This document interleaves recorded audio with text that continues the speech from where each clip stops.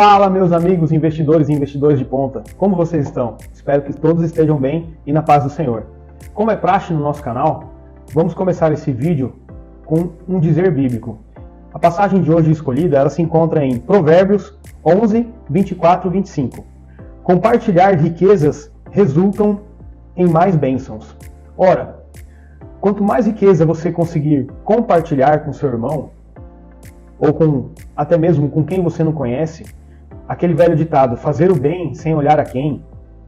E o que a gente faz aqui no canal, de certa forma, é uma forma de compartilhar a riqueza, porque a gente está disseminando um conhecimento que a gente adquiriu ao longo dos anos e tentando manifestá-lo para que mais pessoas consigam a sua liberdade financeira de pouco em pouco, que consigam prosperar na vida e até aprendam algumas passagens bíblicas. Então, de certa forma, nós aqui do canal, eu e o meu amigo Davidson Ian, estamos aqui disseminando bênçãos, podemos dizer assim, né?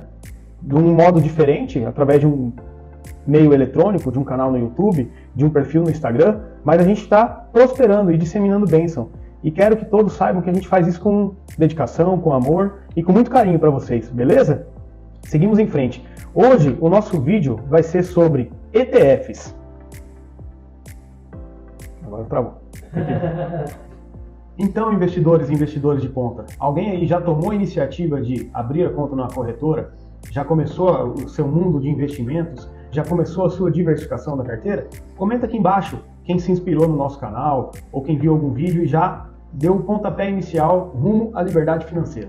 Bom, o vídeo de hoje nós vamos falar um pouco sobre ETFs, que traduzindo do inglês para o português significa fundo de investimentos.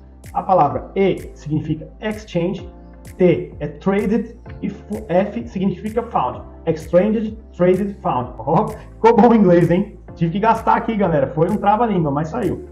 O que significa o ETF? O ETF nada mais é do que uma replicagem, ele faz uma similaridade com um fundo de índice conhecido da escolha do gestor. Como assim, Guilherme?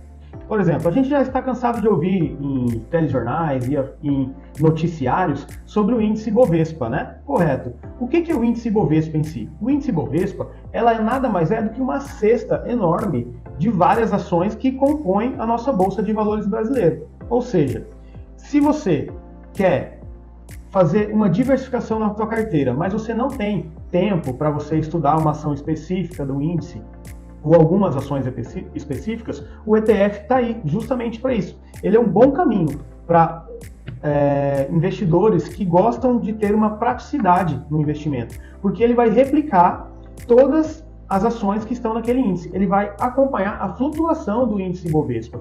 Isso é um fundo de investimento de ETF.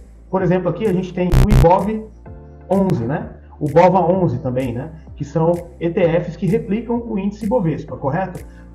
Diferentemente de fundos de investimento, o ETF em si, a principal diferença de um fundo de investimento para um ETF é que o ETF ele tem que ter, via de regra, a sua gestão passiva, ou seja, o gestor que é responsável pela captação de recursos e pela criação do ETF, ele vai estar travado ao índice que ele escolheu como referência, correto? Se ele escolheu, por exemplo, o S&P 500, que é um índice da Bolsa Americana, onde tem as 500 maiores empresas dos Estados Unidos, ele não vai poder escolher por ele mesmo a empresa A ou a empresa B, não. Ele vai ter que replicar o índice. Isso dá uma certa comodidade, uma certa transparência para você investidor, para nós investidores, porque você sabe que a flutuação do ETF que você escolheu vai ser correlacionada exatamente ao índice que ele representa. Basicamente, essa é a dinâmica do ETF.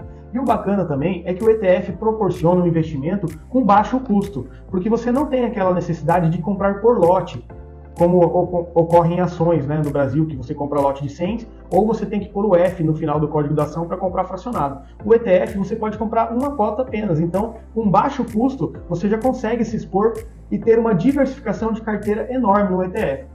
O ETF também, ele não é só de renda variável. O ETF ele pode replicar um índice de renda fixa.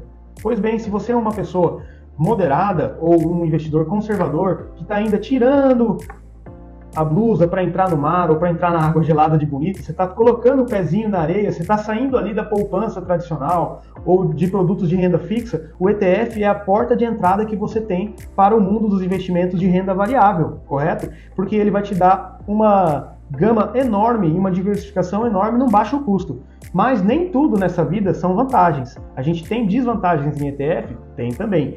Por que desvantagens? Porque em se tratando de um fundo de investimentos, vai incidir sobre ele uma taxa de administração.